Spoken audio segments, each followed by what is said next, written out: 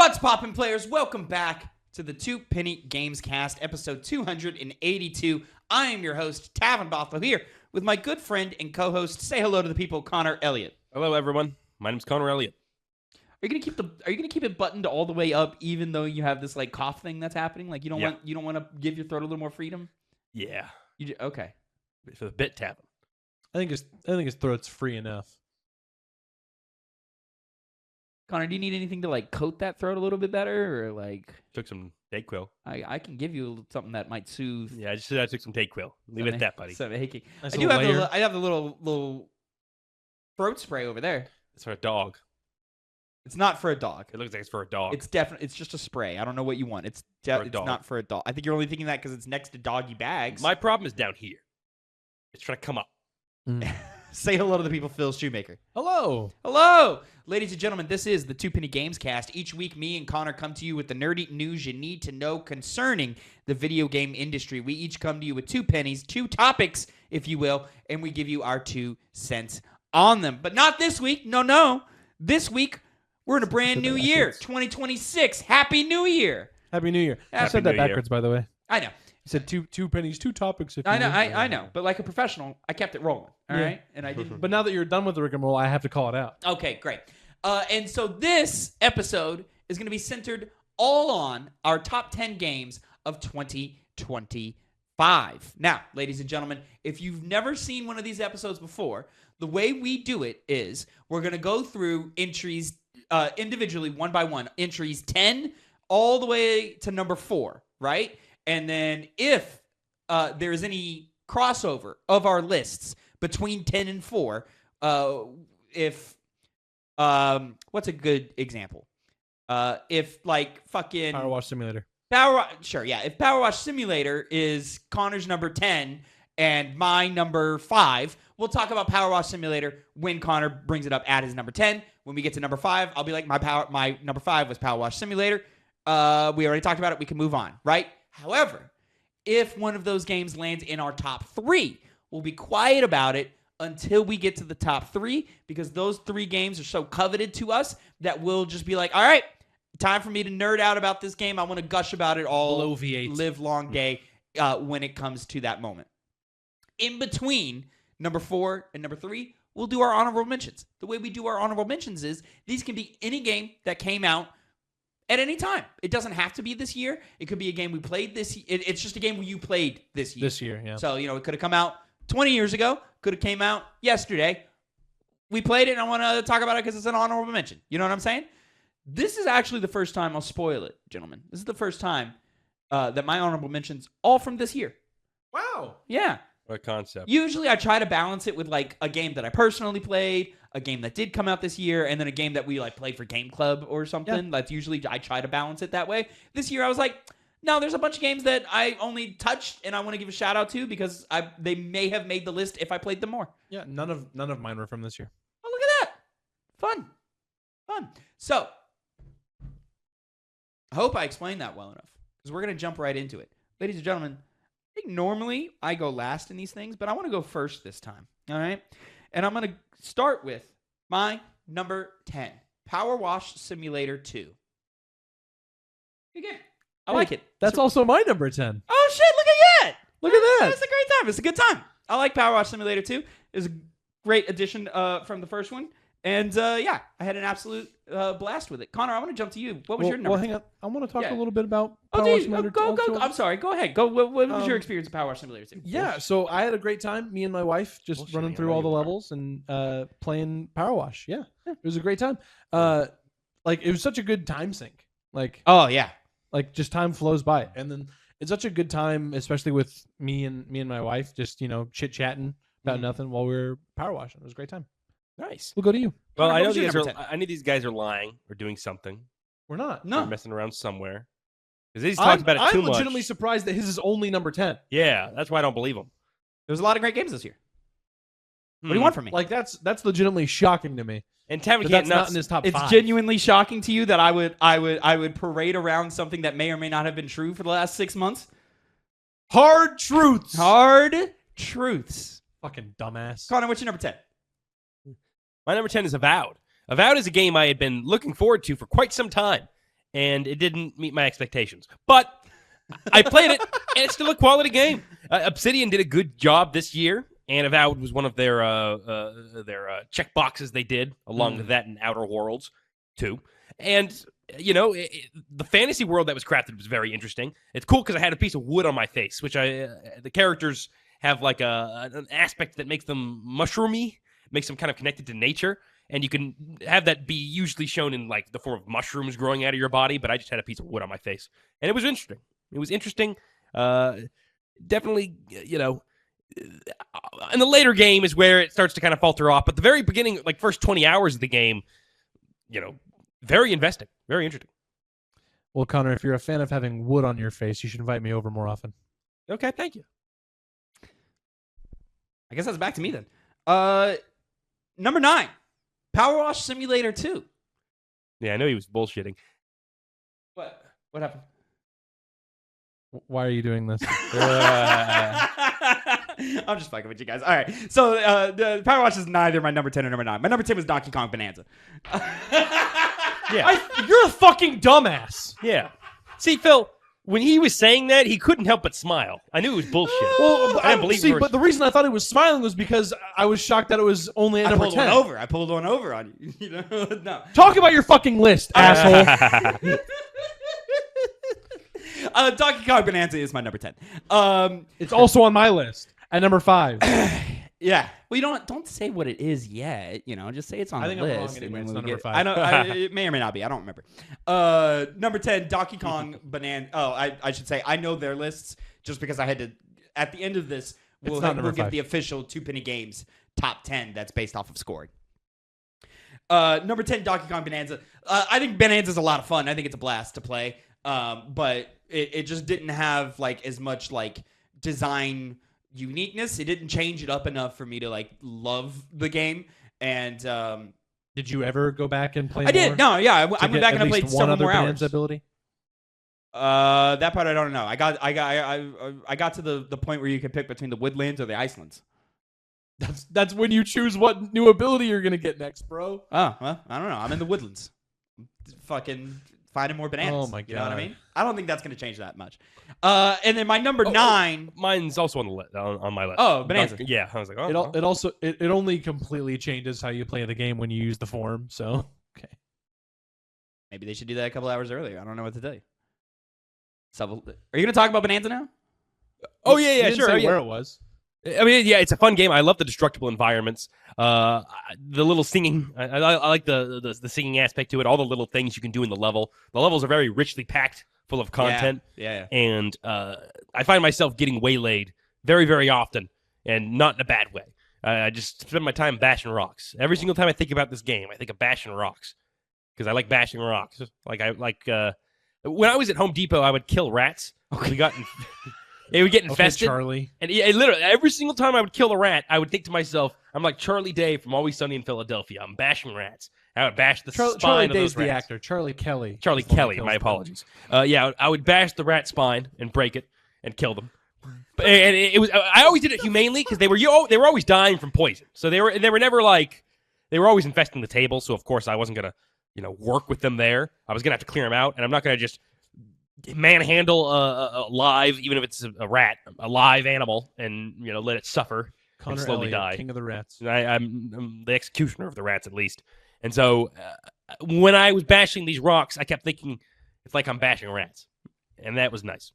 Yeah. So Donkey Kong Bonanza, it's also on my list. It's a fucking incredible game. It's these guys didn't finish the game, and if they did finish the game, they would understand that it's got probably the best finale to a Nintendo game, like damn near of all time. If you know, you know. Listen, the general theme of my list might be, hey, I wish I put more time into these games because I've said it before. I didn't give as much time to games as I wish I had this year.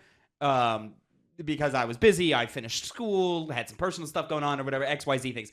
That's my big regret of 2025 is not playing more video games, Okay. So now that you've told us your number 10, after you said you were going to go first, what's your number 9? Right. My number 9 is Metal Gear Solid Delta Snake Eater. Thank you. Listen, in between my review of the game, I then platinumed it, and then I've gone back and I've done a playthrough of the original game. And I didn't give Delta enough credit.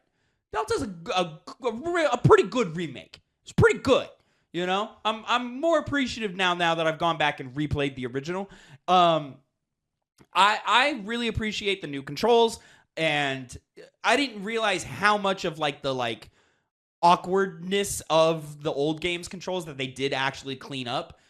It still has its own awkwardness, but they cleaned it up more than I thought they did, and it runs smoother, it plays better, and of course the visual upgrade is quite nice as well. Gorgeous looking. Yeah, it really is gorgeous looking. If you are going to play with that legacy filter on, so you get the little green filter thing going on it. Play with that on, because I do believe a good chunk of the spirit of the game is with that filter.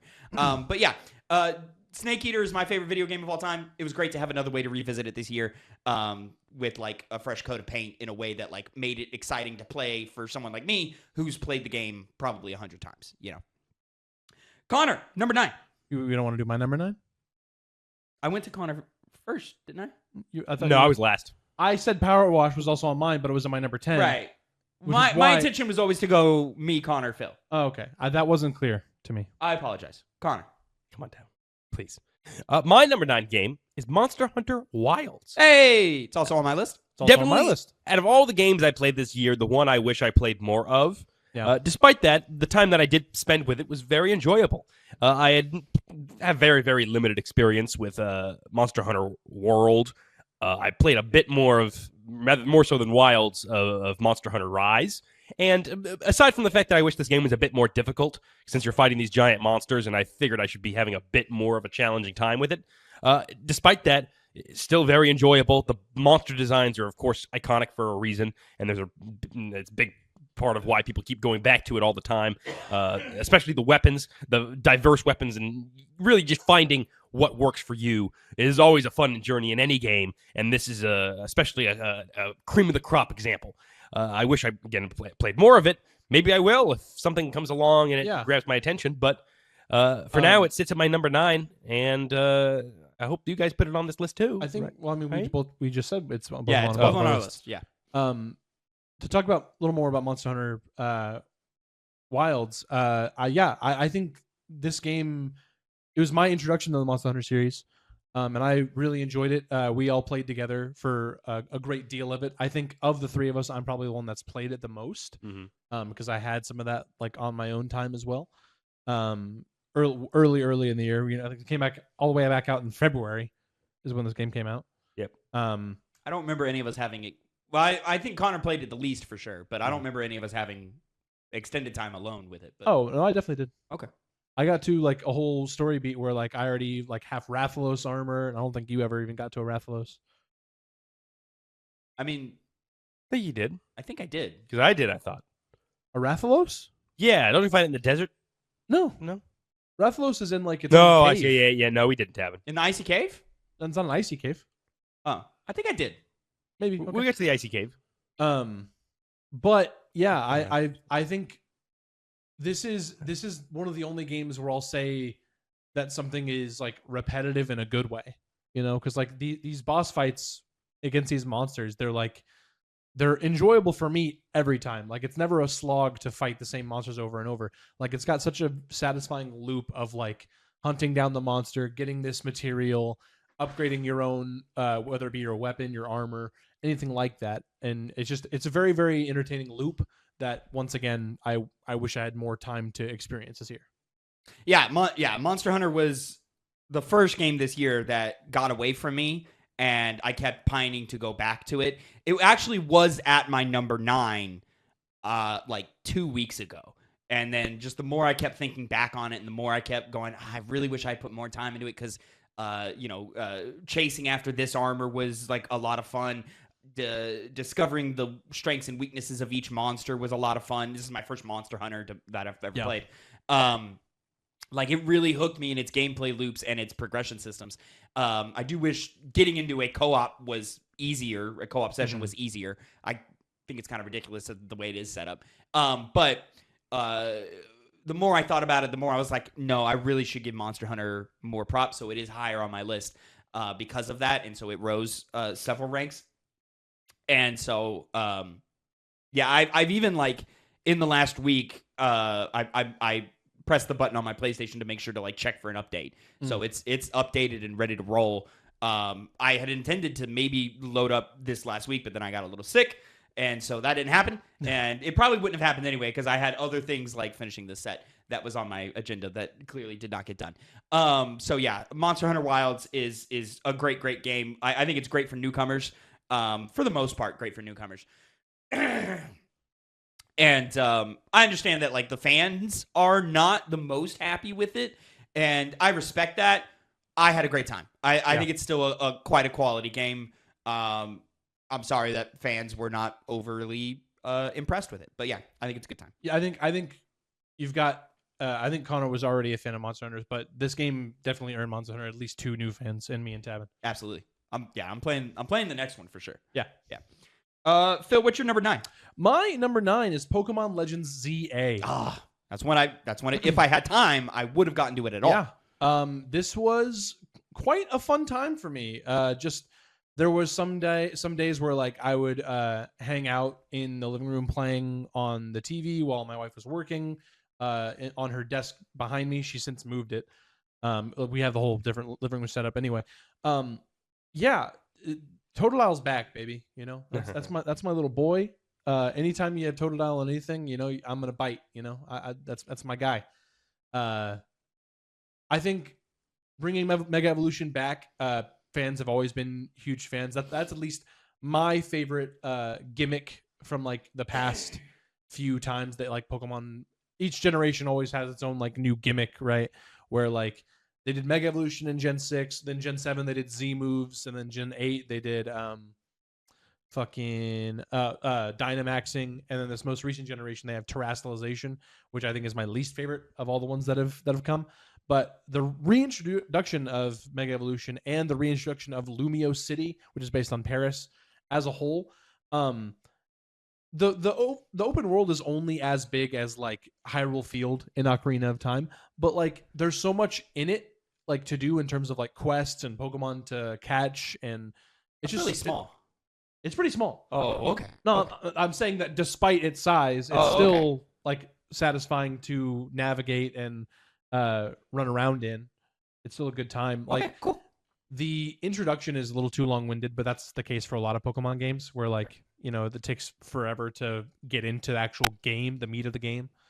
So yeah, I really enjoyed it. I think some of the Mega Evolution designs are questionable, but like I think overall I really enjoyed Pokemon Legends ZA. So if you have any interested in it, go for it. Pull the trigger. Moving on. My number 8 is Ghost of Yotei. Another one that I do wish I had put more time into, but this is one that I had the time to and tried, and because I put it down to play Dark Souls, and when I went to pick it back up, I was like, oh, I'm not in the mood for this anymore. I'm done. So I think part of that is why it's landed so low for me. It is a sequel. It is another one, and I wasn't the biggest Ghost of Tsushima guy. I liked Ghost a lot. But I just wasn't the biggest Tsushima guy in the world. And so for me, I'm like, okay, yeah, another one. It's good. I enjoyed what I saw of the story. I really liked the world design of Yotei. I loved the colors and the use of it this time around. I liked that it was brighter and that there was more color in this one. Very vibrant. And I thought the minigames that I saw were interesting as well. I wish both Ghost games had tighter combat. And I don't know how to really explain that. Like, it's just a little too... Basic's the wrong word because it's not... I don't know. There's just something about the combat in these Ghost games that isn't mashy. Clicking with... Bashy a little bit. Mashy. Mashy, yeah. It's a little mashy. I've got a weird feeling about the counter in it also. Like, I think it works well, but, like, it doesn't feel as good as I want it to feel. And I don't know why that is, you know? So, I've got a great respect for Sucker Punch. They're one of my favorite developer studios. I like these Ghost games a lot. I would be cool if we stopped here. For sure. So, but yeah, that's my number 8. On my list as well. Yeah, you want to say anything about it? Or yeah, I mean, Yeah, it's not that. Yeah, it's not top 3. I thought it was a pretty great improvement from the first game, as you said. I enjoyed the story far more than I thought I would, even if it is a bit predictable. I enjoy the different weapons that you get unlocked and switching between them. That's a nice flow that those Ghost games have always been able to capture. I think the thing that sticks in my mind the most is the just art direction, just how beautiful it looks when you're running through those fields of wheatgrass and the wind's blowing and you have some great music playing, whether it's the bass soundtrack the game comes with or the Shinichiro Watanabe mode that comes with it, the lo-fi hip-hop music that has become all the rage nowadays with all those hip kids studying and getting ready for their exams and whatnot. And beats to study to. Study to, yes, and turn pages to. I very much enjoyed that game and looking forward to whatever they do next. Yeah, I can't wait for whatever we get from Sucker Punch next. Connor, what's your number 8? What is my number 8? My number 8, I knew. Of course I knew. Donkey Kong Bonanza. So we already talked about it. Fantastic. Phil? My number 8 is Split Fiction. Oh. What's that game? I never heard of it. Yeah. No, it's the game that's gone criminally underlooked because you guys didn't play it. We didn't play it. Oversight. Fuck. Definitely an oversight on y'all's part. This was it was very early on in the year. I think it was January. This game came out. But me and my lovely wife Ashley really enjoyed our time playing through this game. I was playing as the sci-fi girl. Her name was Mio, and then the other girl, Zoe, is the fantasy girl. And then it really fit because like I'm more of a fan of sci-fi than I am of fantasy, and my wife, she reads a lot of for all you book talk fans. She's a ACOTAR fan. Same with like Fourth Wing and stuff like that, which is A Court of Thorns and Roses. ACOTAR. Anyway, yeah, it was a really good time. I think like this is for me gameplay wise the like peak of what Hazelight has given us. Nice as studio. I thought the narrative elements of It Takes Two maybe were a little bit better, but I really dug a lot of like the like mini games, the kind of different what's the word I'm looking for, gimmicks that they have in some of these levels. Very strong, and I like I said, I think it's the best of what Hazelight gameplay has been so far. I did wish I played that game In that split screen type deal. I think leading up to Split Fiction, I wanted it to be the universal best Hazelight game, and I don't know if they hit that. Like, how do you know? From what the general consensus seems to be. Like, I don't like. There are people who still like It Takes Two better. There are people who are like you, Phil, who are like, oh, gameplay was better this time around. But one of my big hangups with It Takes Two is its writing, and if it's not as good this time around, then I'm like, man. Well, I do think you should have the mindset that people maybe thought, at least we're on the same thought on this as well, that people thought too highly of it. They raised it in their mind maybe higher than they should have. So you're saying they overshot their expectations, and that's why? I'm more saying people's fondness for It Takes Two might be intruding in on that, and maybe Split Fiction is definitively the case, and maybe you were just hearing from people that just really liked It Takes Two, maybe for the story that was going on. I don't know what else Hazelight other than like Brothers, A Way Out. That's where they started with Brothers. Brothers was the first one? As far as I know. Then that's the only one that I haven't played. Me and my wife have played through A Way Out. We've played through It Takes Two and Split Fiction. So. Yeah. I thought A Way Out was mediocre, personally. I thought it was fine. It's like a cool co-op idea. I think that's a fine game. You sitting there with no water because you fucking chug your fucking drinks all the goddamn time? I got a bunch. It's just that it tastes like shit. Something's been bad with our water. I think something's bad with your mouth. It tastes fine. No, it's been bad for months. Everyone has bad. It's either this cup or everyone has bad palates, and I'm just always. Have you ever cleaned that cup? Yeah. Not recently. I don't know. At least not the top. I only did the top recently. I mean, fuck. Number 7, Monster Hunter Wilds. We talked about it, so we can move right on. Connor, what do you got for number 7? Fuck. I was gonna. I always think like I know what it is, but then I'm like, if I say it and I'm wrong, then immediately I'm like, well, you gotta at least know what the number after what you just. No, I know it. That's the thing. I know exactly. Or maybe, hey man, I know that the guy before I'm next. Yeah. So let me look at it preemptively. I'm on deck. I did, you know? I did, but then I don't have it up right here, right now. That's the issue, Tavin and Phil. Elder Scrolls 4 Oblivion Remastered. Just the treat of the year. I was surprised that this made your list. Oh, I easily would have made this list. Oblivion is one of the most important games in my catalog as a gamer. I think if I knew you played it, because I think for the audience, I tried to guess what both of Tavin and Connor's lists were. If I knew you played it, I probably would have included it on your list somewhere. Probably not.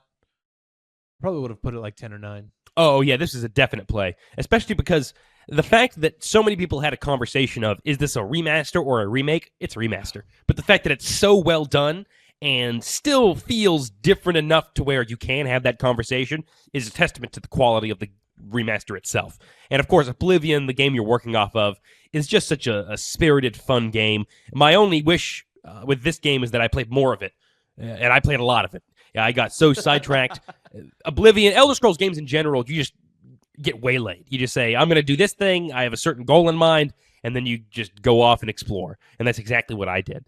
I guess I get a lot of the higher level equipment earlier than I thought, but that's fine because it looks, well, I guess the designs of some of the weapons and armor is fixed. It's fixed. I'm stupid. I'm thinking of the old Oblivion that had not the best armor design. This is able to redesign it in such a way where it just has such a nice, fresh coat of paint, and at the same time improves upon basic armor designs and, I guess, world design to where it just looks so vibrant and it's beautiful to walk around in.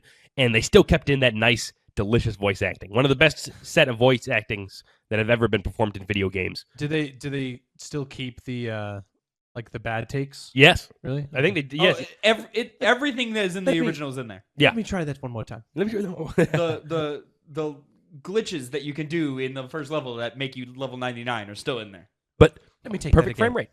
No problem with frame rate. No problems with frame rate. Great game. Everyone should play it. Phil, number 7. My number 7 is also Monster Hunter Wilds. Fuck yeah, dude. Look at us. Look at us right there. Moving right on, number 6. Dispatch. I knew you were going to say that. Dispatch. I like Dispatch a lot. It's probably... Dispatch is also on my list. Hey, look at At that. my On my number list 6 too. Oh, look at that. What's going on? Where do you have to... or don't tell us, but Dispatch is on your list as well. It's on my list. Look at us. All three of us. Is that the first... Oh, well, Monster Hunter. Dispatch has one of my favorite stories of the year. For certain. Can't wait for season 2. Hope they make a season 2. Yeah. And I hope they can get it out quickly because I hope they're able to strike while this iron is hot. Yeah. And so I love the performances by the main cast. Mm-hmm. The tertiary characters were fine. And I really liked the Dispatch game play. You know, it doesn't matter how well you do, which I really do wish it want did, but that endless mode. yeah, I want an endless mode quite badly for Dispatch, and so Such a good loop. yeah, I'm excited to see what they're able to provide with the sequel. I think this was a great setup and introduction to this world, and delivered on a character narrative that I thought was one of the best of the year. Yeah, it had one of the best performances of the year, arguably maybe the best. Well, I think except for somebody several else. of some of the best performances of the year. Several. Well, I would say, Not the most. yeah. Aaron But several. Paul, Laura Bailey was great, but Jeffrey Wright. it wasn't like my favorite of Laura Bailey. Jeffrey Wright. Jeffrey was great. Jeffrey Wright was great. Yeah. It's more Charles White. Who? Moist Critical. That's Charles White. That Hey. was not good. it was, you didn't have him in your squad. How do you know? The game really just, whenever I think about 2025 and I was constructing my list, it just was always at the forefront of my mind. And I think it is for a lot of other people because it was such a big cultural moment of the year. It was one of those things when it came out, everybody was talking about it. Yeah. The weekly episode release was an extremely great idea. It certainly like kept conversation alive. did. for it. It did. It really I feel like, it really did. Like, granted, would I have loved to have all of the game like at playable like from the beginning? Absolutely, I would have loved it. But like to keep that conversation kind of going from week to week, I think it was a good idea to keep it. What's it called? Staggered Right. release or whatever. Yeah, and I think that helped it make it not as repetitive. Because I think if I would have just as good as the gameplay is, as surprisingly good as it is, I think if you would just do it over and over for all of the episodes, you kind of get drained on it and be like, okay, I'm done. The hour-long burst versus an 8-hour-long burst. Yeah. That I agree. Mm-hmm. It just a nice special title. And like I said, it is on my list. Yeah, having that week in between felt like it was like, a little treat every, what was it, Wednesday? Yeah. I'm like, all right, cool. I get to do this today. Mm-hmm. Neat. I think just if I can talk a little bit more about Dispatches for a minute.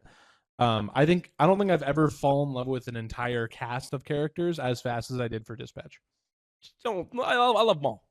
Yeah. I mean, I like the Z team as a unit, but there were individual characters that I'm like, I don't really care for them at all. But I think that's like, okay, that's fine, because now, in season 2, then they can have their moments, I'm like, Malavia is a fucking... Malevola is a fucking plank of wood. Like, nothing really interesting going on there at all. People really want to romance Malevola. Yeah, because she's a hot demon lady, but like she's a plank of wood, guys. She doesn't say anything. She does say things. Anyways, moving on. Connor, what's your number 6? My 6 is a game that, frankly, if I had any self-respect, I would put much, much higher. Because it's probably the game I played the most this year, Elden Ring Night Rain. Man, FromSoft, you are the kings. You're better than self-respect. You would put it higher. Better than because I thought to myself, Connor, you love FromSoft games, Dark Souls games, way too much. That's you for me. That's probably the closest to that I've had to a number 11 on my list this year. That's shameful because, frankly, the amount of just fun I had going into this game over and over and over again, playing with randoms, experiencing camaraderie that can only be established from people that you just randomly meet online, and you don't have to hear yell in your ear about how you're doing this wrong or doing that wrong or bitching and moaning. There wasn't 2 dragons, Connor. There wasn't 2 dragons. Why did you tell me there were 2 dragons? 2 dragons? What are you talking about? 2 dragons? Doesn't matter. Moving on. Doesn't matter. 2 dragons, and the fact. The reason why I guess it just rolls off of him like water on a duck's back. Like water on a duck's back, man. The reason why I didn't put it higher is because I did feel that that hole of like, well, I just want that one thing to really make me want to keep coming back to build my character. But basically to offset that, it was the most unique multiplayer game of the year because it constantly rolled out new content just almost every single month, like multiple times. This guy doesn't know what he's talking about. By having the bosses that, of course, the base game has, and then having the hard version of them, but then releasing them over an amount of time. Exactly. Yeah, having the Deep of Night mode, and then culminating in a great DLC with 2 extra great bosses and great 2 new characters. And I'm still looking forward to what they do next. Exciting. I don't want you to ever... Say. I don't want you to ever call me a shill for anything ever again. It's just good. Sorry that Tavin doesn't know how to play the game. I think you're... never mind. What happened? Keep talking. Okay.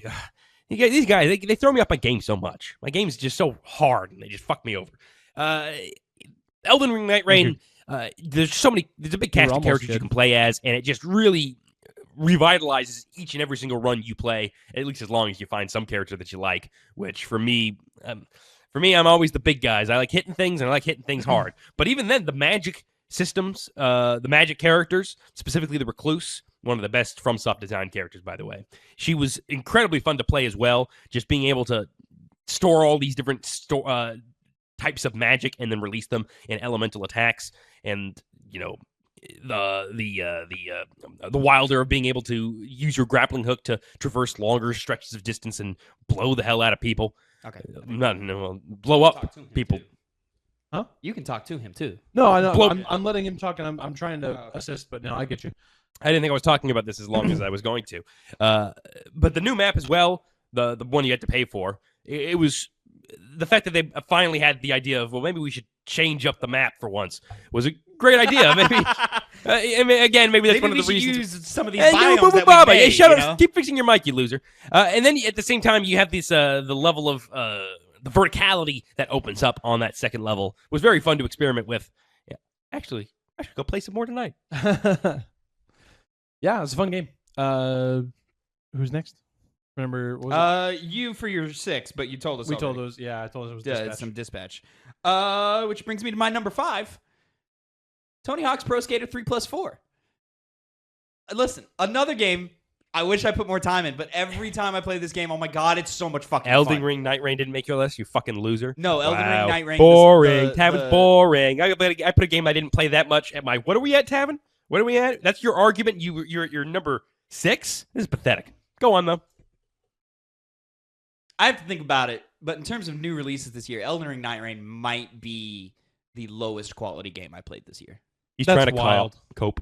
Because now he's putting a game again he just said didn't play that much of. I'd have to think about it because there might be something be something I'm forgetting about. But yeah, it might be my the lowest quality that's game I wild. played this year. Tony Hawk 3+4 is fantastic. I had an absolute blast falling in love with Tony Hawk Pro Skater, and the creating my skater, the playlist specifically I had to shout out was more attuned to me than 1+2 was. And the levels are a bunch of fun. I'm not a Tony Hawk guy. This was kind of my introduction to it, is by dabbling in 1+2 this year and then quickly jumping over to 3-4. I like the color schemes better. I love the attitude of the game, the humor of the game, and it's a game I wish I was better at, but I know I can get good at. Not on my list. I just need to put more time and practice into it to know. But so that's the problem is that I don't have time to practice. I didn't play nearly as much as I wanted to. I didn't even finish 3, but that addicted nature of let me run that level again. No, I can get a higher score. No, I can hit. I just want to hit.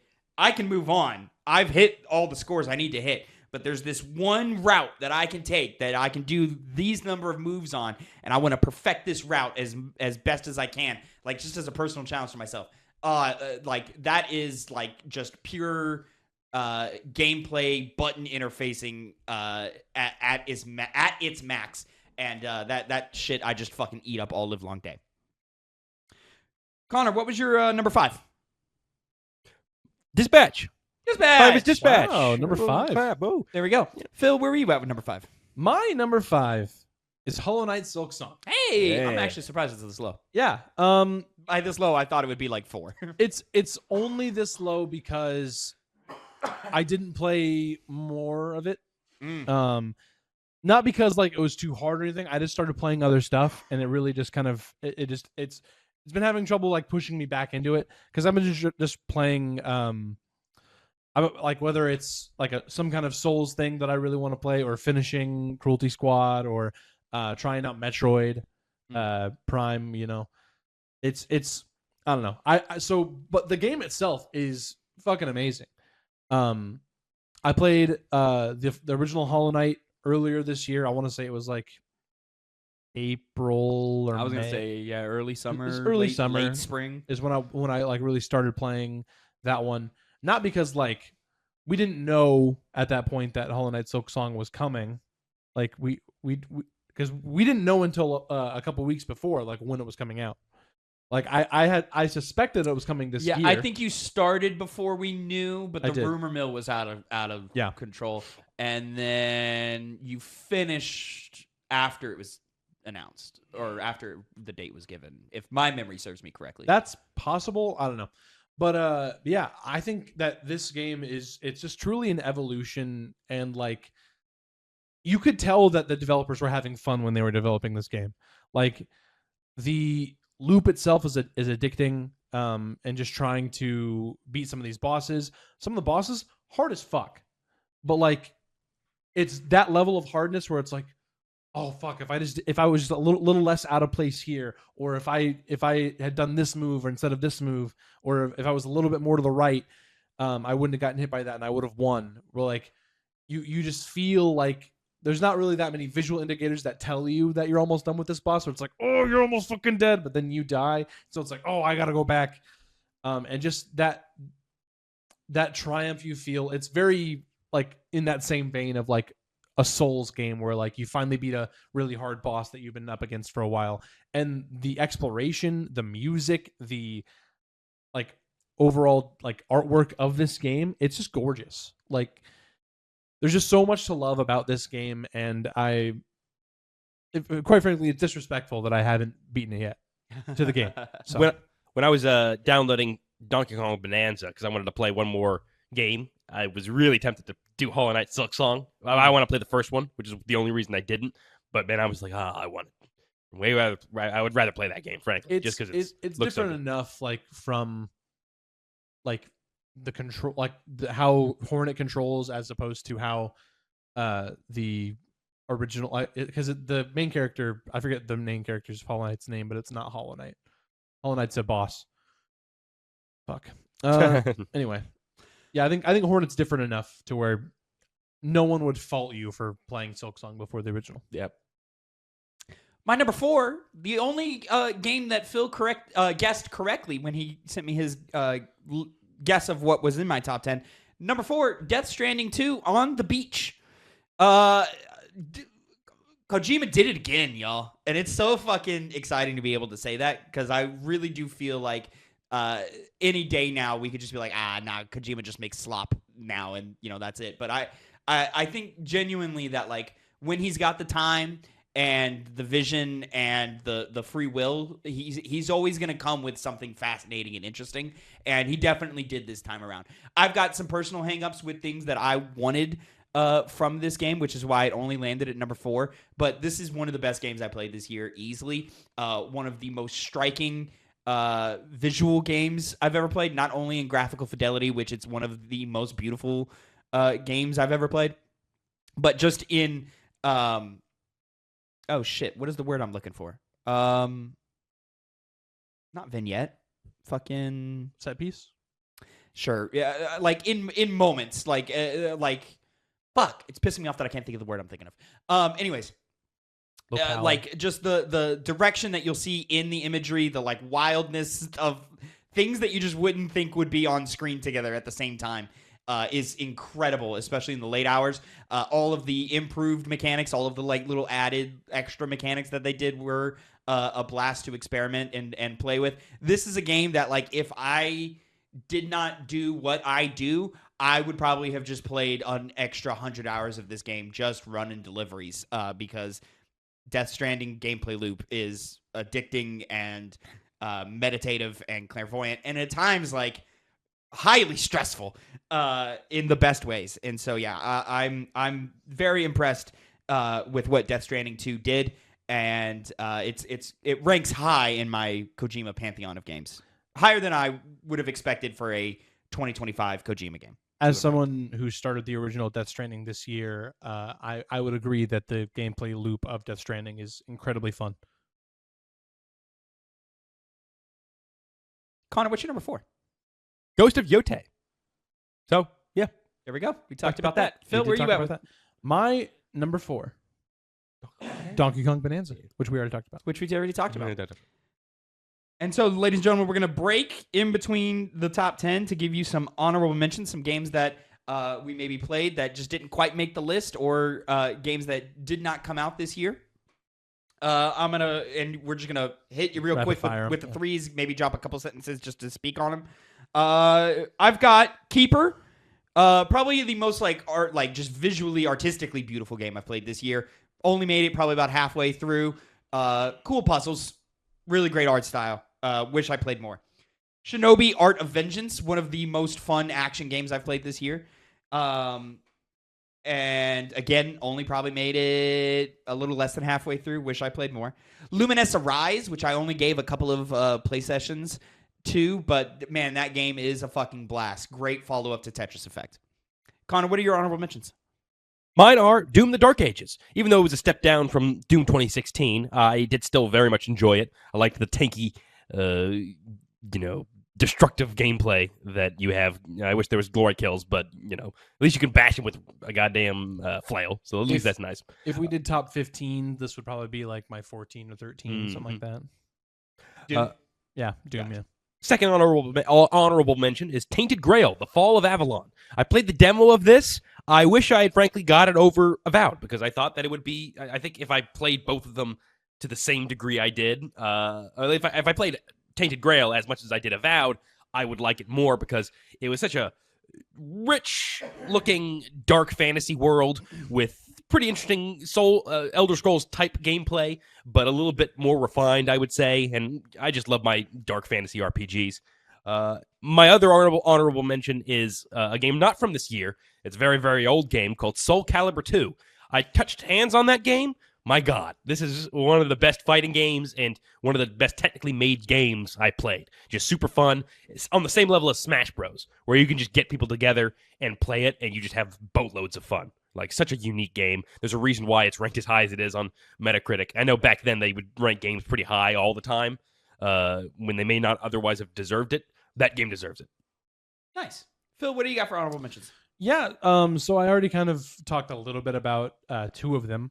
One of them being Hollow Knight, which, I talked about my journey there.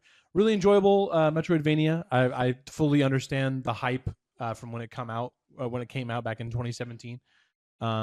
Which one do you like more, that or Prince of Persia: Lost Crown? Prince of Persia. Nice. Prince of Persia. Nice. Pretty solidly.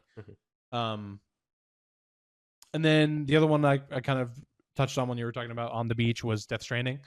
I started that. I want to say it was probably earlier than summer, but I don't know, probably May-ish when I started playing that. Yeah, I could. Anyway, I was really, really enjoying my time. And then I kind of stepped away from it whenever bigger releases started coming out. I think what really pulled me away was Switch 2. Didn't you start Death Stranding before Hollow Knight? Yes, maybe. I don't know. Something like that. Okay. Those two were I was deep in my Duffy for those this year earlier, and then one that we played on the Game Club, Demon Souls. Oh, really kind of Demons over Dark. Demon Souls. Yeah, Yes, he's saying Demons over Dark. Over Dark, yeah. Yeah, interesting. Well, just because we played that one first, oh, and as okay, much gotcha. as I did enjoy Dark Souls more, Yeah. I think this honorable mention slot should go to Demon Souls, just because this was it really kind of confirmed to me, as much as I love Elden Ring, that this genre is for me. Nice. I fucking love this type of game. Yeah. And that playthrough of Demon Souls that we did for the Game Club really just kind of confirmed that for me, and really not open my eyes, because that was Elden Ring, but really open my eyes to more of it, and yeah, those are my honorable mentions. That's all I have to say about that. I know I'm kind of digging against you, but I remember when we were having the conversation before playing Demon Souls about, well, we were going to do the remake, but we should play the original, and you were kind of resistant against playing the original over the remake. Same game. Yeah, they're pretty much the same game. But even then, it's it has its problems. But again, it was the first time I played that old game, and it holds up more than you think it does. I don't agree that they're the same game. As someone who's played very a pretty good amount of the remake now, they're pretty much the same game. I mean, I played the first hour or two of the remake before we switched to the original, and I disagree. Game feel and the game, how the game runs, I'll say are different. I'll say Definitely to go roads. after we finished Dark Souls 1, I did try to go back to Demon Souls. It's tough. It's tough to go back. Really? Is it stiffer? Stiffer. Oh, Much yeah. stiffer. I'll be honest. I kind of think the remake is stiffer than the original game. Really? Just slightly. It might be, but yeah. there's a fidelity to the movement that's better. A weight of course, to it. But there's a stiffness in. We need better. We need someone. Maybe someone who creates a video essay series based on the scholarly breakdown of games. Check out the Penny Drop playlist. To develop language about game feel and what it means to exercise through the game as you play. Yeah. You know what I mean? So Dark Souls 1 plays better than either Demon Souls. And Dark Souls 2 plays better than 1. You'll see. We'll see. You will see. We'll see. I think that's going to be Connor's Kingdom Hearts. Dude, I'm playing it, and I guess I want to see how you guys play it, but I just have a hard time thinking that that's not the case. Now I am really in the mindset of people are really just captured by Dark Souls 1 in such a certain way, or they just don't give Dark Souls 2's its bones. We'll see. I'm excited. Yeah. I've been wanting to start, but there's just been things in my way. Yeah. Returning back to our top three. Top three. Now, reminder, ladies and gentlemen, if our top three was mentioned earlier, we stayed quiet during that segment just so that we could have a moment to nerd out about it later on. You've already broken your fucking rule. I didn't really nerd out about it now, did I? Mm-hmm. My number 3 is Claire Obscure Expedition 33. I fucking hate you. No, I am being serious. because of what's no, I hate him because of what's above this. Yeah, I just didn't know it was 3. Yeah, it's 3. I love Claire Obscure Expedition 33, but I've got hangups on it that I think most people don't have, and it's totally fine that they don't have that. And on top of that, like, I don't think its parry system is the best in the world. I think it's cool and it works for what it is, but like in combination with how enemies move and bait you into parrying and how unforgiving the parry is for like if you press it too early, you can't press it again, even if the characters reset to their default stance. I'm like, all right, well then come on, let me do it again. Unless the animation is like ungodly long, the enemy animation is ungodly long, then maybe you'll get a second one. And so, anyways, I'm getting in the weeds. Great characters, great world. Very excited to see what Sandfall does next. Loved, even though I just criticized it, I do love the gameplay. The Picto system is fucking phenomenal.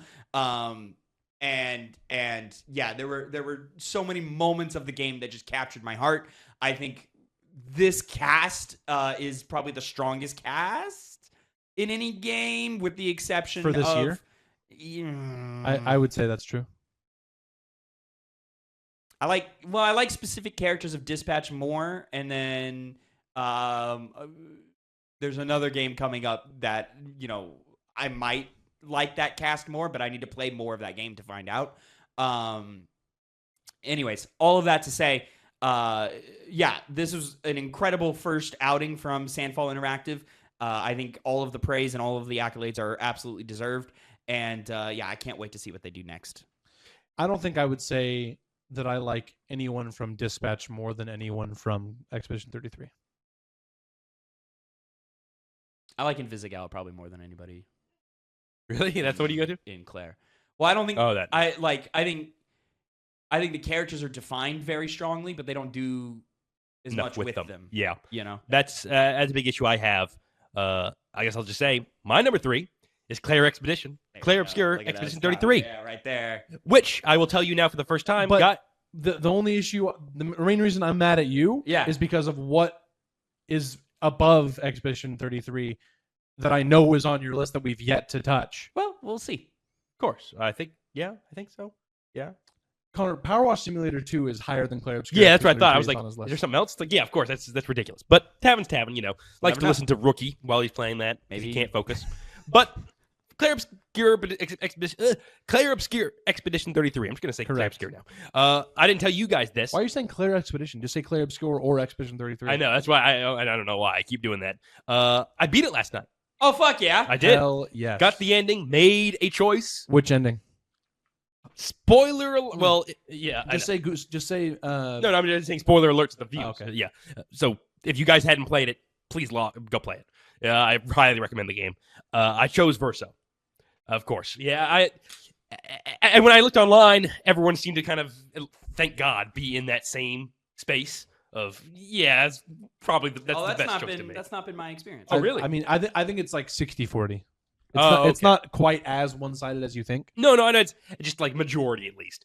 I mean, a very heavy-hitting ending, extremely sad ending, but very. It earned its. Did you watch the other one? I did not yet. No. Oh, you should go watch the other one. You should watch the cutscene. Is that sadder somehow? I don't. They're both fucking sad. To compare, I would not describe Verso's ending as sad. I would describe it as very bittersweet. But the fact that people they just die. Heavy on the bitter. Yeah, that's why I chose not to do it, because I think it's a genocide. Oh, you chose Mael? I chose Mael. Oh, okay. Yeah, I mean, I get what you're saying. Yeah, and it's not because of my personal beliefs, which I think is what Phil did. It's because I believe Mael's ending is the true ending of that game. Yeah. I don't think Claire Obscure should have had split endings. That's crazy. Choice. I think it worked very, very well for the ending, especially because of how you see so many people talk about them just having to struggle with the decision. Because, to your point, I think the game does too much of an issue with leading you on, of like, there's something else deeper going on behind the scenes. Now, with what it was, I was left like, huh?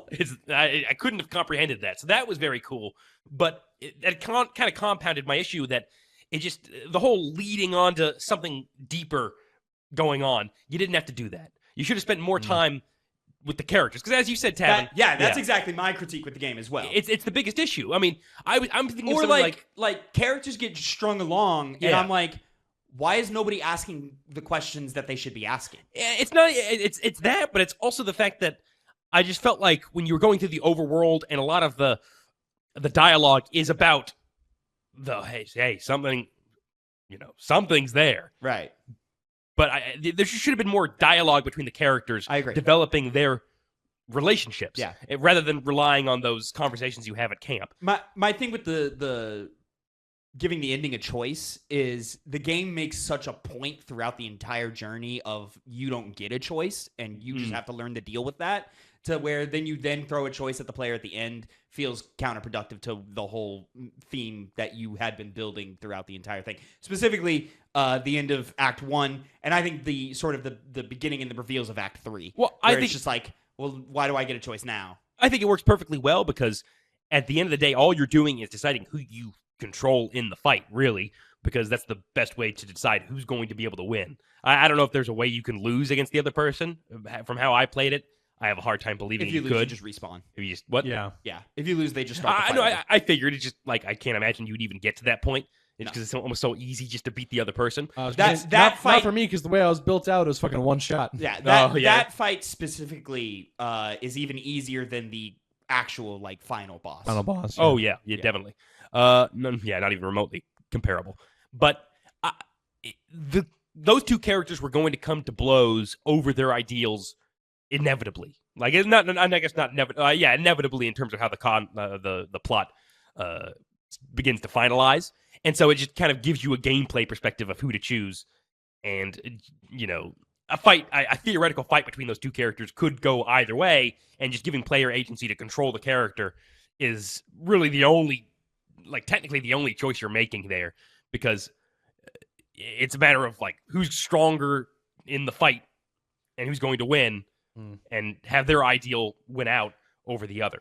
I've been thinking about it not as much as I should because I beat it late last night, but man, it was just so... I just left with that heavy feeling of melancholy that a story did its job right when it leaves you with that feeling. There's also a great moment I saw, because there is some weird thing. Because, Tavin, you always say, Connor, you get spoiled on things online, and it's your fault. It's not my fault. I just see things, and I can look at an image or look at a text and get the meaning of it because I'm just a really efficient reader. The moment I beat that game, all of a sudden, I just saw a bunch of stuff. Maybe it's because I looked it up online, but all of a sudden my Twitter feed was filled with you get the algorithmic flood. Yeah, and someone made a really fucking sad point where Lune said that as long as we're still standing, our mission continues. And at the end, she sits down. That's like when you choose. I didn't put that Verso. together. Yeah, and she's like, you can tell she's the most defeated about it and the most upset about it, as she reasonably should. And so, man, it just... And I'm not even talking about the gameplay itself, which is just very fun. Yeah, I agree with you, Tavin. The parry system isn't as good as it could be. But then again, I think this comes into your gameplay where you were really, really insistent on using the parry rather than dodging, where it's a balance of the two, where you really shouldn't, unless you know exactly what's coming at you your way, use the parry system, unless you're really used to it. That final fight especially taught me that, where I'm dodging a lot more than I am parrying. And... He's dying, ladies and gentlemen. He's dying. Yeah, I very much parry way more than dodge. Yeah. So do I, but it's still a balance.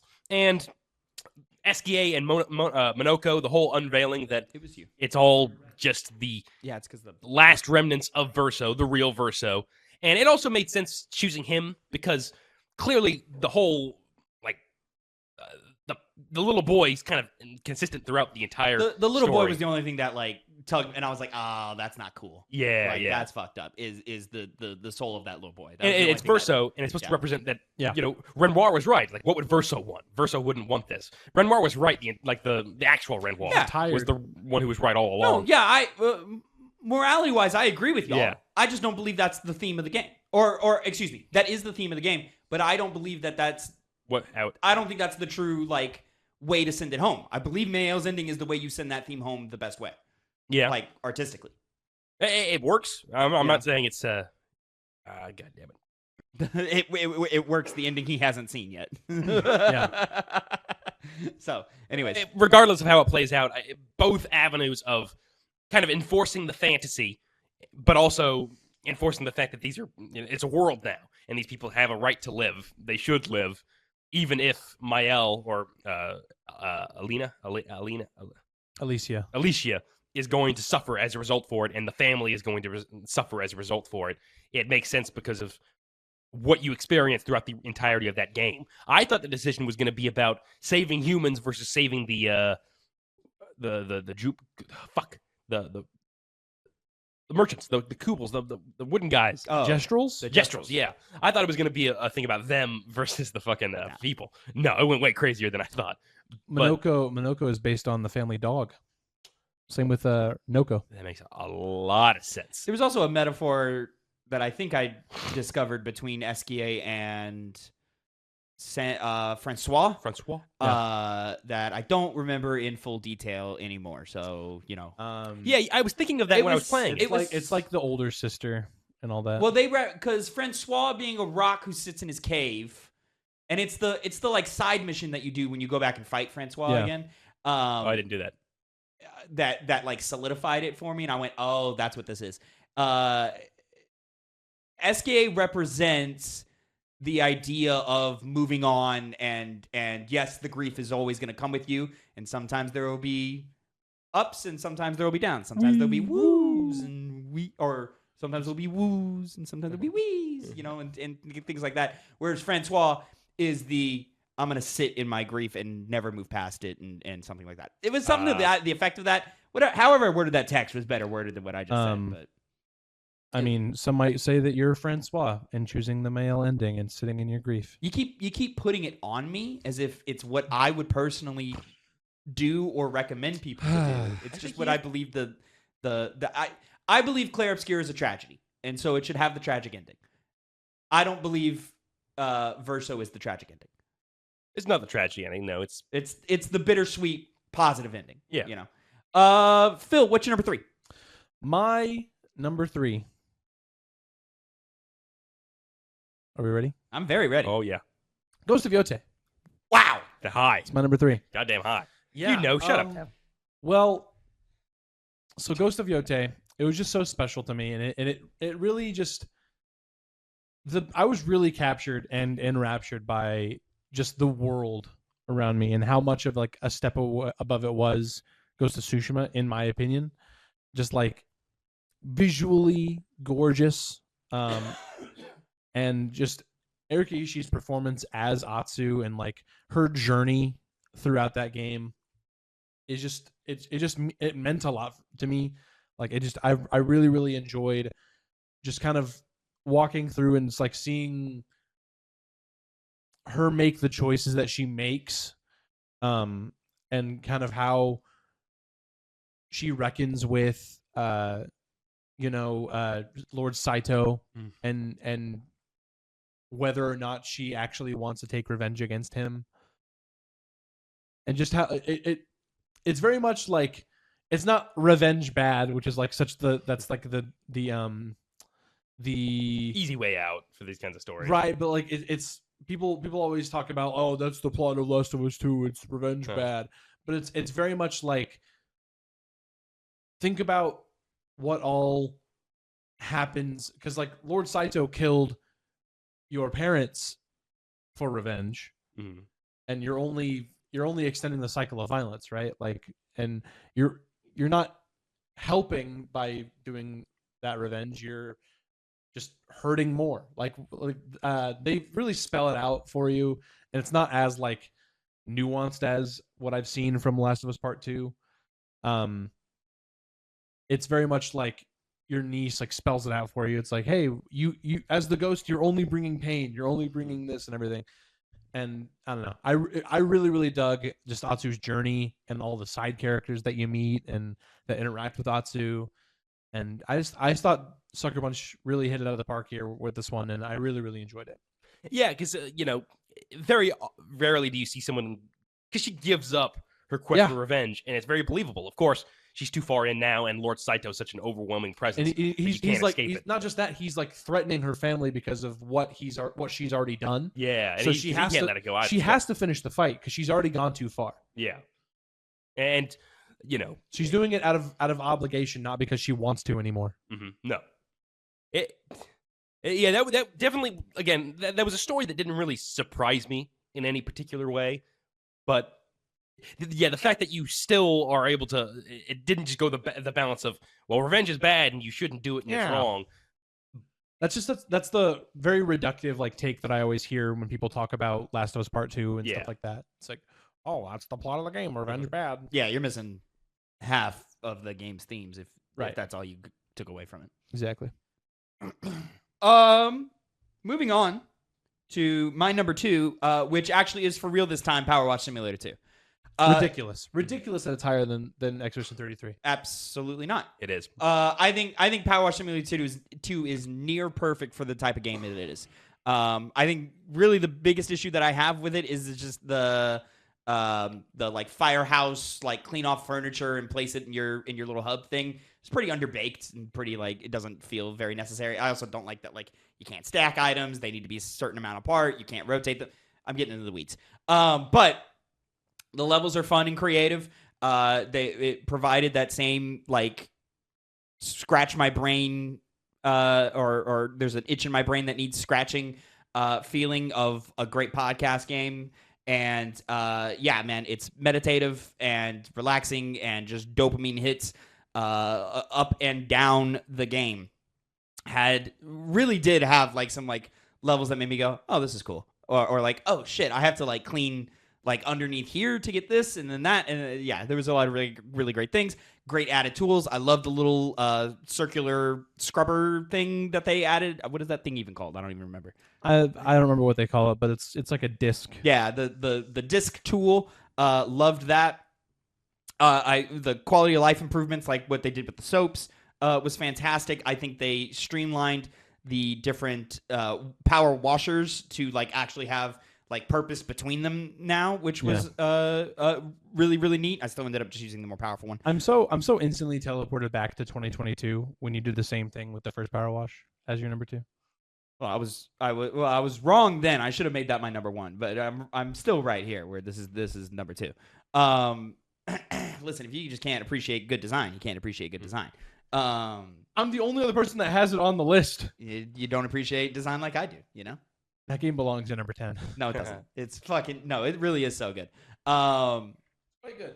I'm more likely to load it up than probably any other game on this list. And start from scratch. Except for number 1?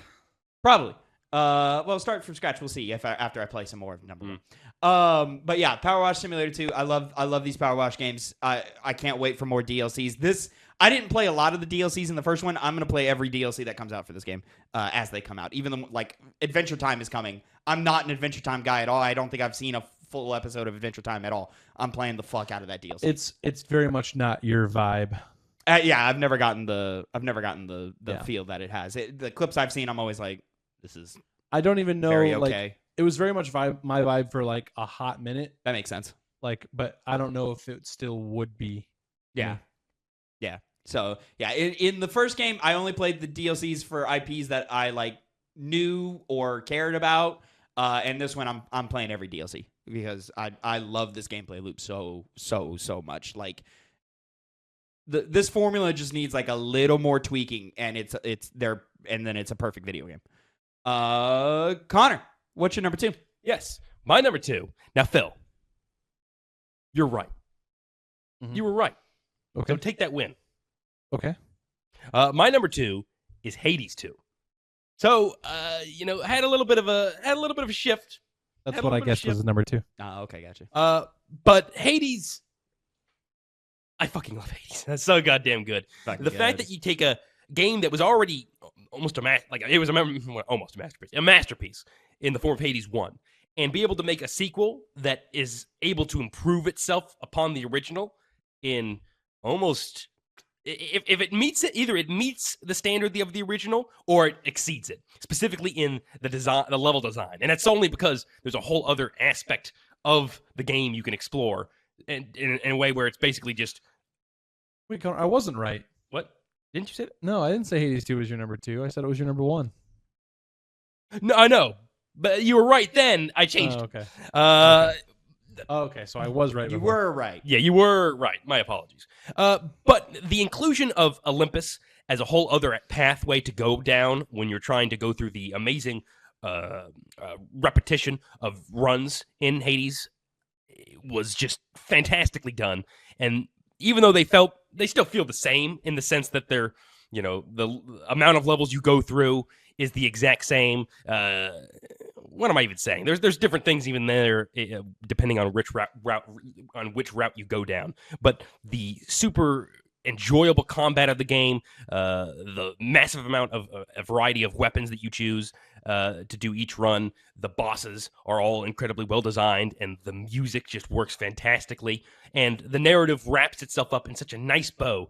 I didn't know if it was going to be able to do it successfully, or even how it was going to be able to do the continuous repetitive nature of the game in the same way the first one did, but it did it. It did all of those things while also having great dialogue that I listened to every single time one new set popped up, and I constantly loved developing my relationships with people in the hub area and with the gods and with the NPCs that you run across on your runs. And it's just such a fucking amazing game. I love Greek mythology, and it's exemplified here as well, just like it was in the first game. There's basically nothing I can say about Hades 2 that's negative. I only have fawning praise, and it probably will be my definitive favorite game out of all the ones that are on my top 10 list, but I changed my list from what originally I had it planned as, because there is a definitive game of the year, game of 2025, in what you'll find out in a little bit. But For you. for me, For you, yes. yeah. Yeah, Hades 2, fantastic. I'll talk about it a little bit more with you guys, because I know it'll be on your list. Spoiler alert. Speaking of which, Phil? Yeah, so my number 2 is also Hades 2. What's one? What do you mean?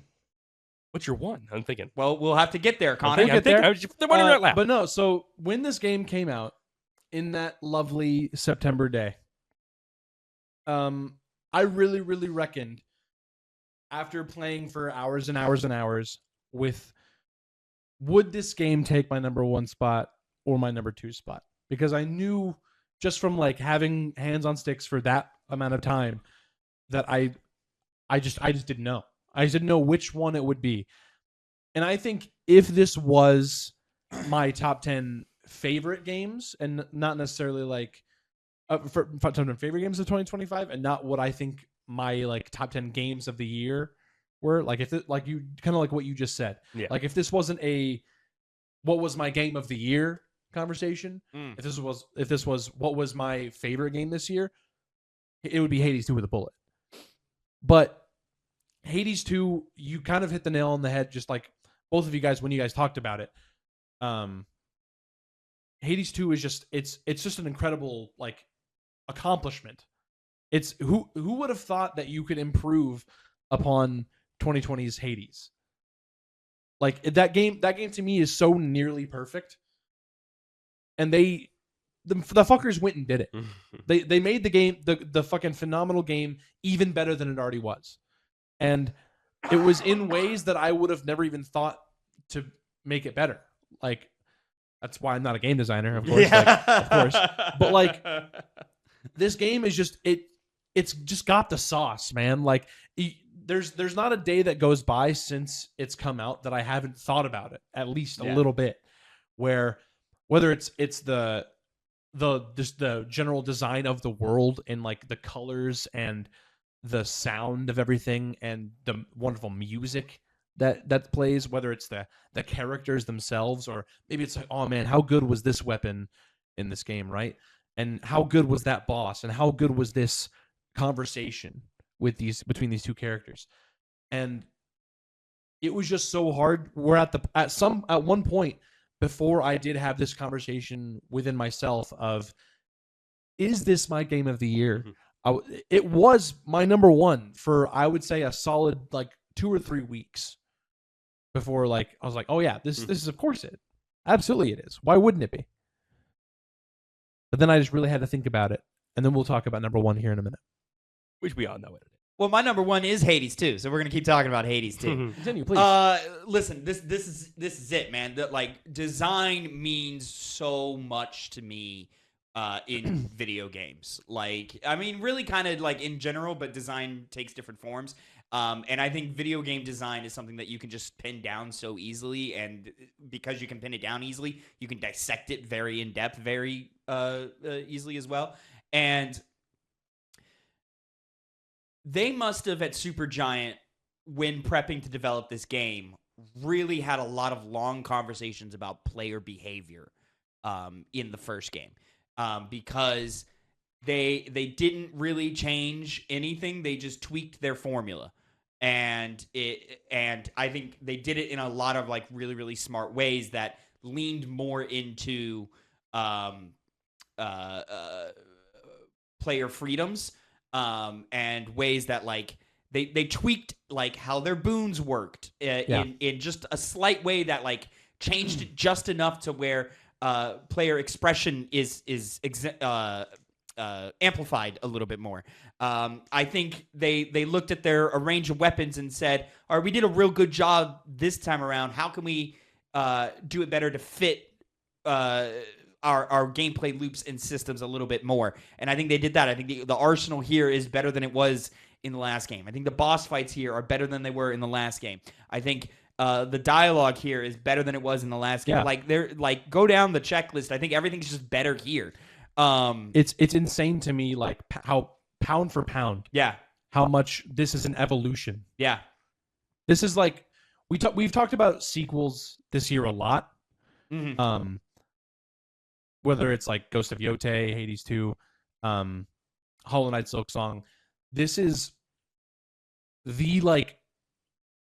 probably the best sequel I've ever seen since like Metal Gear Solid 2 from Metal Gear Solid 1. Like, in terms of just evolution.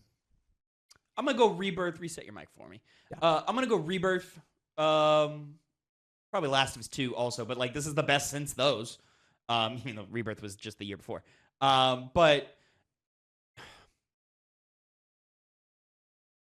something that like really like elevated Hades 2 for me, because Hades 2 was my number 2 in that year, and it just lost out to The Last of Us Part 2.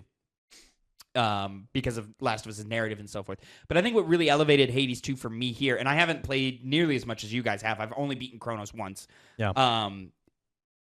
And to me, it's like, progression is so much clearer in this game of what's my next step? What am I chasing now?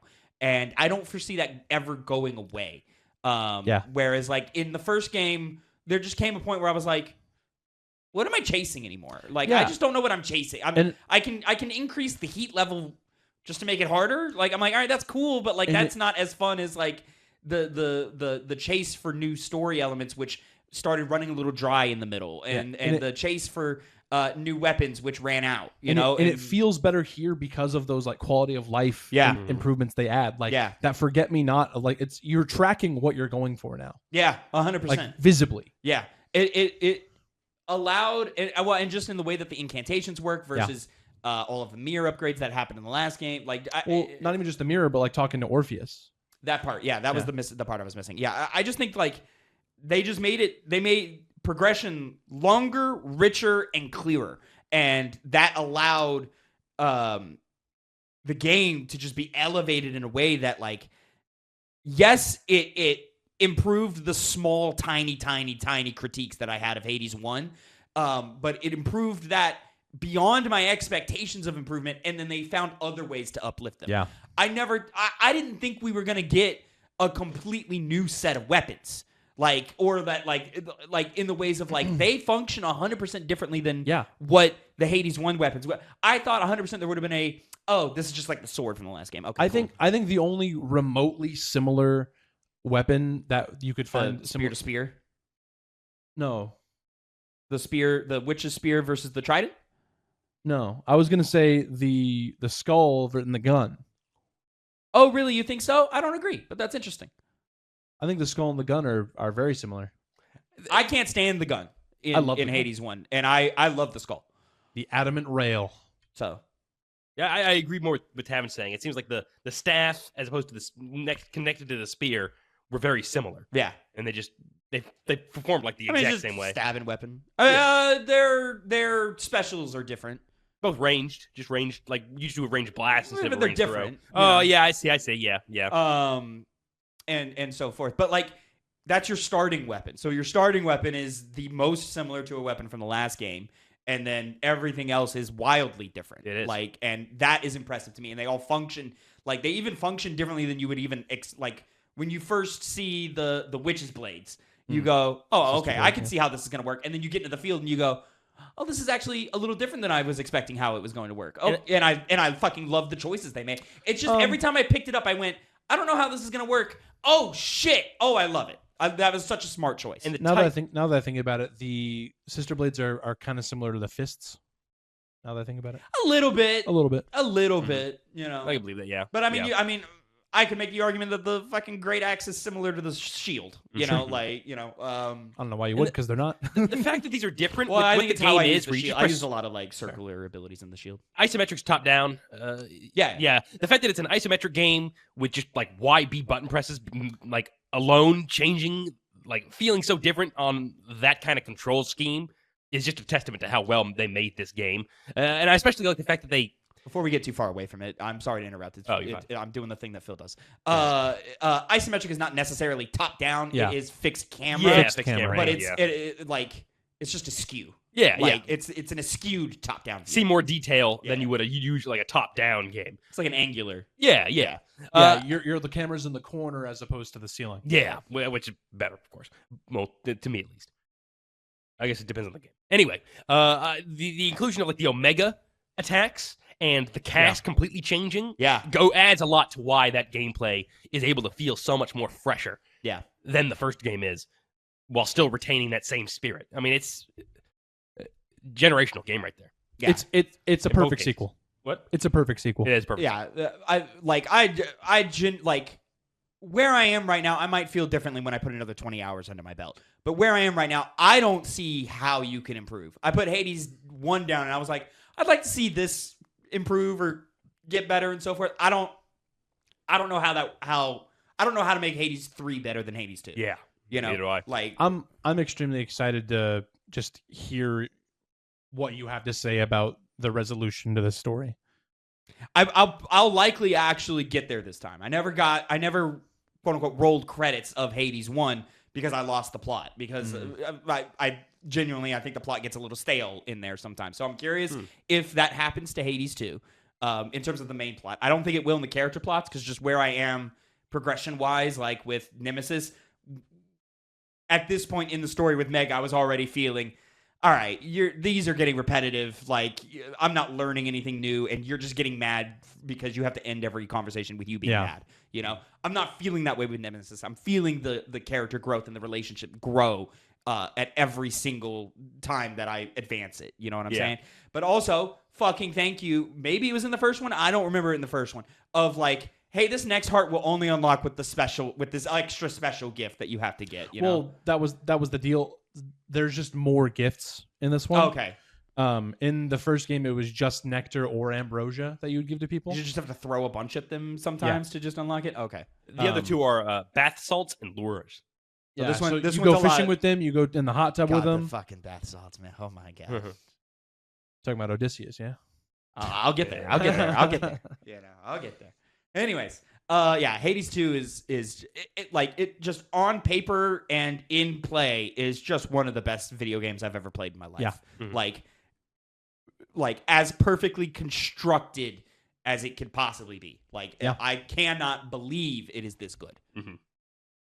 Like even, and this is coming from someone who like, when they announced it, I was like, okay, cool. I'm excited for that. But I put it in the back of my mind. I had no anticipation for Hades until it was like, I'll wait for it to release, and when it releases, it's gonna. And when it was like, hey, hard launch, 1.0, Switch 2, you got me. All right. Yeah, that was the reason I bought my Switch 2 is for Hades 2. Same here. And it surpassed my expectations, and I would never go back and like wait for PlayStation or like, I'm so glad I'm playing on Switch 2, you know, because that game fits so well with that type of hardware. It does. Connor, what's your number one?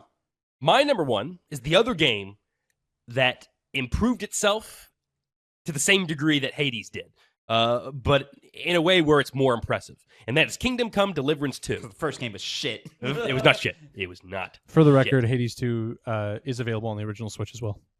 Oh, it is? Yes. Oh yeah, but I don't want to play. I don't want to play new games on Switch 1. I agree. Mm-hmm. Yeah. So Kingdom Come Deliverance 2. Really, Kingdom Come Deliverance 1. When that game came out, I really enjoyed it. It was definitely going in the more realistic category of gaming, and 2 is as well, but to a much lesser degree. And with it came a lot of issues, a lot of technical problems. It wasn't the smoothest game, and it was their first game, Warhorse's first game, so I can't really blame them for that, of course. They were definitely figuring things out. And then when I knew a second one was coming out, I immediately had high hopes for it. And I was like, okay, this game's they're gonna improve so much from the original game, and it's gonna be just their magnum opus. It's almost gonna be a near masterpiece. That's what I was hoping in my mind. But there was always that part of me in the back that was like, well, what if they just don't do it? What if these European studios, they can be kind of finicky sometimes. And what if they just drop the ball? Even if it's good, what if they just don't do it proper? And they did it proper. They made a game that was simultaneously able to make it much more marketable to a wider audience, but still retain that hard edge to it that makes it a difficult game that has a very easy path to death if you just get crowded around by a few too many peasants with cudgels, even when you're in full heavy armor. And there's so many things that make this game fantastic. First of all, Henry of Skalitz. In the first game, this is a guy, he had charm to him, but he's kind of a milquetoast character. You're kind of like, his name is Henry. Come on, what are you gonna do? And he has almost like a butter white guy face. Like he just looks uninspiring. And they somehow are able to still make him kind of be that way. He's a very down to earth, very grounded character, but fill him with such charm, such simpleness in a world that is very complicated and full of rigid hierarchy, being a night-based game. And he just had so much soul to him, as did the rest of the cast. They really seem to frame it as I think of it as like a movie where it's the ragtag group of people that find themselves in the same circumstance that are trying to achieve a goal. They were able to carry that spirit very well through the game. And the systems that are at play, again, they made it to where, it's complicated to where you're having to worry about which angle you're swinging your sword and where you're blocking, but not too much to where you're just completely befuddled in your mind like the first game made you. They streamlined it, again, to where you, as an average player, can get the hold of it. You can get the hang of it. I'm, of course, not an average player, but, I'm just trying to speak for the masses out there because a lot of other people thought the same exact way with this game. It's the best RPG of the year. It's one of the best RPGs I think that's ever been made, both in terms of just how you're able to make use of the dialogue tree, the skill tree, the way your character improves upon himself, not based off stat increases, not only based in stat increases, but just in how your character functions in the world itself. The tertiary things you can do in the game, like making potions, it turns what most games would be, get the right ingredients and go to the apothecary table and put them together, and then there you make the potion. Actually making you pour things out, pull on the bellows to have the fire go up to make the pot boil. That sounds cool. Boil just right, though. If you do it too much, your potion is not to the same effectiveness that it needs to be. Put that in an Elder Scrolls. Literally, actually. Frankly, Elder Scrolls should look at Kingdom Come Deliverance as a good guide mark. They won't. For how they're not. No, but they should for how they do the rest of the game. The armor system of layer, because again, being realistic, you have your gambeson, your undershirt on, but then you have your actual armor on that undershirt. You have like gambesons that also are over a shirt that are then have armor placed upon that with padding on your head. That then has to have a helmet put on your head. This layered system of it, while it may seem a bit ridiculous, it works so well, and you just build your knight or your rogue or however your playstyle is for your character. You're able to make them.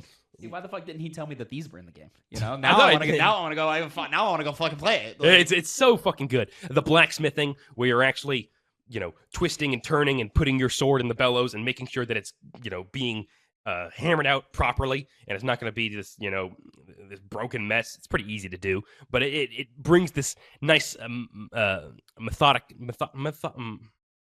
imagine it's probably better than the smithing from Ghost of Yote. Oh yeah. Okay. In fact, going to Ghost of Yote, I was just like, that's it. This is like I felt that way, and I haven't even played it. But like Yote, I went, "Oh, this is cool," and then when I realized like how simple it really is, I was like, "Oh, okay." Yeah. I thought I could like screw it up, and I'm like, "Oh, right. I can't. Never mind." Exactly. And the game is just so witty.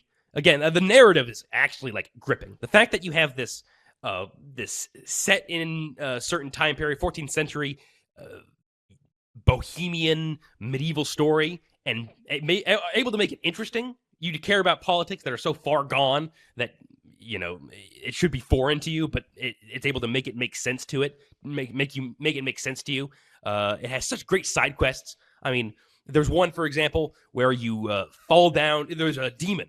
He's coming into the fields and killing their cows, the villagers' cows, and you need to go deal with it. They're coming out of this mine, but then you fall in the mine, and it's this crazy deranged knight who's hunting you through this place, and you have to sneak around without your armor after he took it to get out of it. Or you need to save a brothel. Or you need to not save a brothel, but build up a brothel to compete with the only other brothel in town, and make the opening night go perfectly. That's fucking awesome. Oh yes, and just so much soul put in this game, and the cities themselves feel so alive. It brings back The Witcher 3, where you're going through. It's actually better than The Witcher 3, where it feels so much more lived in. You see people go through their pathing, and the people at the stalls, they feel like they're living their own lives, and you see them go and sleep after the day's done, and then wake up in the early morning to start all over again. It's just a game I would recommend to everybody. It's actually become the type of game I want to play. I want to play Kingdom Come Deliverance 1 on the Game Club as quick as possible, so you guys can get to playing the second game, because it's just such an experience that you have to play it. Shit out of the way. Well, not really, but I think you'll like that game too. But because it was such, it had such room to fail, and it not only didn't, but exceeded every single expectation that I had. Every single time I was constructing this list, even though I'm going to eventually say Hades 2 is, ranks higher in your all-time ranks favorite. higher in my mind overall. This year was so defined in my mind by Kingdom Come Deliverance 2 as opposed to Hades 2 that it is my number one for a reason, and everyone should go play it. Kingdom Come Deliverance 2 is the most impressive game of the year without playing it, just because the critical reception to the game is one thing, where it's like, oh shit, like it rated very high, like there are a lot of 10s, a lot of 9s, like things like that. I'm like, oh, that's really impressive that they were able to achieve that. But the type of game it is and how niche it is, and the broad like mainstream, almost mainstream acceptance that the game had, really, really like shocked me. Like I can't believe how widely loved it was. Like that was something that I would have bet money against. And so yeah, it hit a 10 million player mark, or Oh, I see. I think I saw at least like 6 or 7 million, and I was like, whoa, how the fuck did a game like this get that? You don't see that happen very often. One where you have to make sure you eat. Yeah, not many teams can get that like level. it's a real fucking like nerdy like sim game. Like who are the reenactor people called? LARPing. LARPing. Like it's a LARPing game, and you just don't see those types of games, or games that appeal to those types of crowds, hit that level of success that we saw here. The devs I don't even think expected it. No, I don't think they did. I think word of mouth, much like how Baldur's Gate 3 did, I think word of mouth really carried that game further than anybody really expected. So yeah, that game was very, very impressive this year. Phil, give us your number one. Yeah, Connor, I'm stuck on something that you said when you were talking about Kingdom Come Deliverance 2. You said best RPG of the year. Yes, it is. That's not what Jeff said. That's not what he told me. Jeff? Who? Jeff Keighley. He didn't. Matter of fact, my number one this year is the best RPG of the year. And that's Clair Obscur Expedition 33. Woo! He fucks a pig puppet. Who cares what he thinks? No, I Fucks a pig puppet. anyway. Yeah. This game, it was just so special to me. And it really just got its hooks in really early.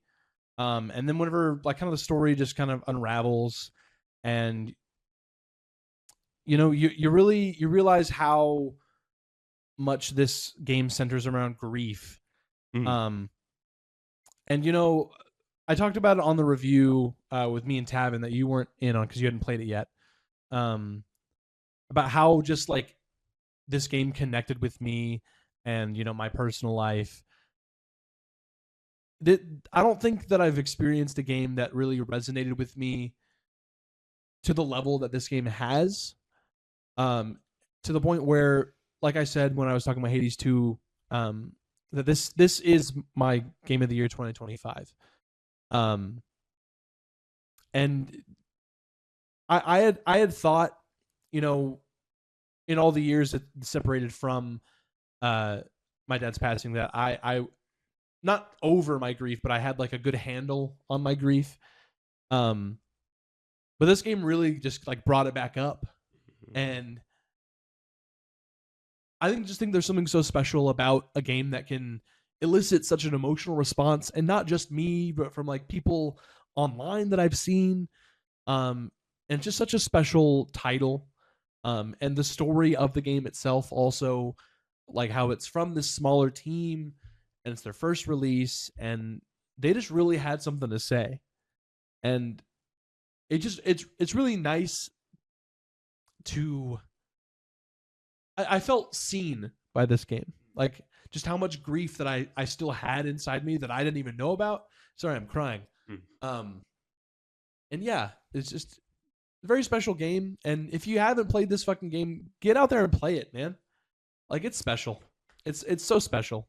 And I think everyone needs to play this game. This should be like required playing. It definitely is a game that I think is like, well, that's what's so great about this year is that Yeah. every game is like that. Clair Obscur being one of them. It's going to go having a year like this year has been, and having so many of these games that people have connected so deeply with. It's just so special. Video games are awesome. Video games are awesome. And ladies and gentlemen, we want to hear what your top 10 favorite games were of 2025 down in the comments below. Please ring them off for us. Let us know what you thought of our each individual lists and why. You don't want to talk about what TwoPennyGames master list was? Oh, fuck. I thought you were going to lead into that. Listen, man, we're an hour and 40 in, and so, fuck, thank you for reminding me there, Phil. So, we calculated, and also Phil just had such a beautiful ending that I was like really. Yeah, I really wasn't trying to like end us on a downer. No, it's beautiful. I loved it. I was like, oh, this is fantastic. I don't know if you saw, but I hit the save. I hit the little like. You clipped me? How dare you? You got clipped. Anyway, so the two gentlemen here gave me their lists. They were supposed to give it by the end of Saturday, but no, you still gave it by the end of Saturday. Yeah. Not even the end of it. No, I think I gave it to you on Friday. No, you gave it to me Saturday, but then you had to edit it last minute on Sunday. But yeah. it is what it is. Because somebody forgot Ghosty Gote. He did somehow. Somebody. Yeah, I don't know. Anyways, it was you. I was sick.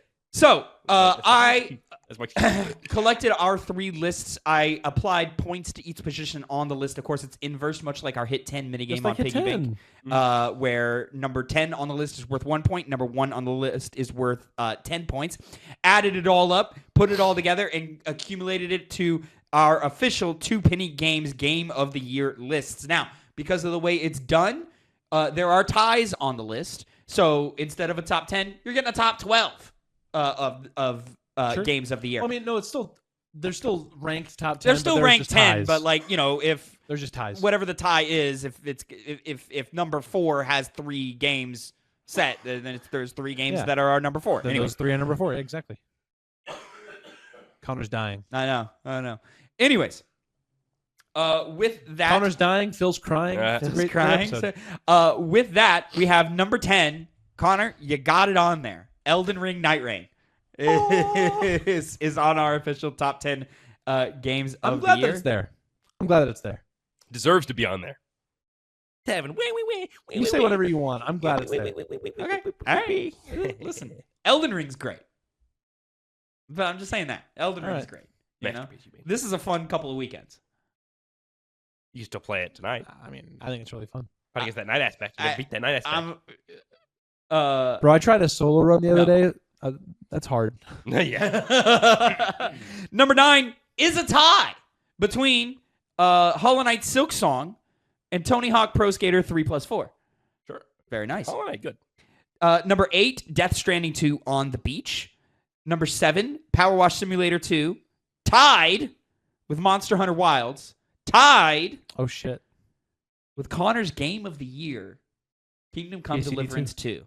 Take it. Number 5 is Donkey Kong Bonanza. Nice. Had 1 more point than all those other games.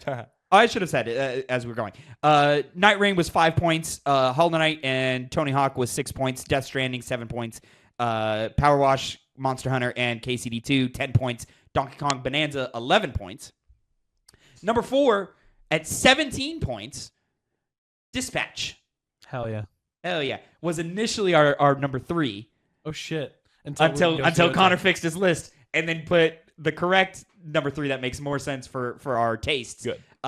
Ghost of Yote with 18 points, 1 point differential. Okay, yeah, that's such a big difference for our master list. If our number 3 ended up being Dispatch, that's crazy. Yeah. That's why I was Dispatch saying I is was a like suitable number 4. I was like this list is okay, but I don't like it. Dispatch Like, being number 4 is suitable. yeah. Number 2, Claire Obscure Expedition 33 with 26 points. 18 to 26. That's a fair jump from 3 to 2. Mhm. And then number 1, Hades 2 at 28 points. No doubt. You know, I'm not even mad. Yeah. We will take all of that. So what was the top 3 again? Top 3, Ghost of Yote, Claire Obscure, and then our game, the official TwoPennyGames Game of the Year is Hades 2. Yeah, sometimes I don't know if you just forgot or you didn't do it this year. Sometimes you ask me and Connor what the top 3 is. I think it's pretty consistent that we would have guessed that. I do that, don't I? Shit. I easily would have guessed those 3. I don't know what I would have put as 3. I would have guessed those 3. I would put Dispatch as number 3 because I thought it was just worked out because it's all on our lists. My guess would have been literally my 3, 2, 1. Yeah, I don't know.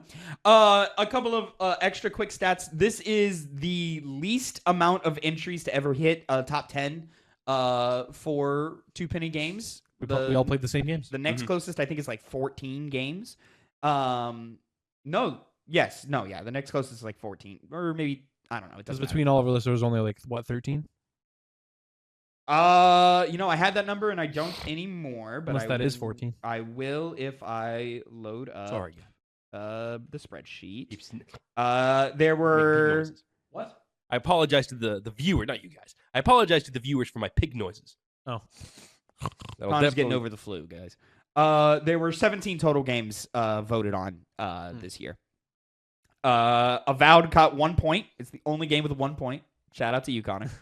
Pokemon and Metal Gear both 2 points. Split Fiction 3. Elder Scrolls 4, and then, of course, Night Rain and Up. I already gave you the breakdown for all of those.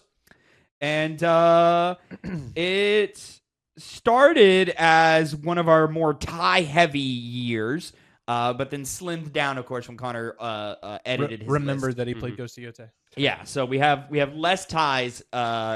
We started with like the second most ties ever, and now I think it might be the least amount of ties. Yes, it is the least amount of ties ever to have. So I think that actually just means we just had the most similar 3 lists than we've ever had before on this show. I mean, you and I had 3 entries that were exactly the same. Oh yeah. And then I think I had another 2 or 3 that were exactly the same as him as well. So Thank you for the follow. It's Bryn _ on Twitch. Oh, thank you so much. A few seconds It's ago. Bryn. Thank you so much. Hi, Bryn. So, ladies and gentlemen, as I was saying before, let us know down in the comments below what your top 10 of the year is, what you think of Jesus Christ, what a fucking limp dick ending. What you think of our personal top 10 Just lists. cut my number 1 and then put that at the end. Just fucking, we'll figure it out. Frankenstein it. Yeah, it is what it is. And make sure you like, subscribe, and follow for more. The Cruelty Squad Game Club review is up on the channel now. Go check that out. And make sure you hop in on Saturday to check in for our Fantasy Critic Draft, which is Indeed. what we are about to do right now if you're watching us 2026. live. And until next time, have a great time. Gentlemen, say goodbye to the people. Goodbye. Au revoir.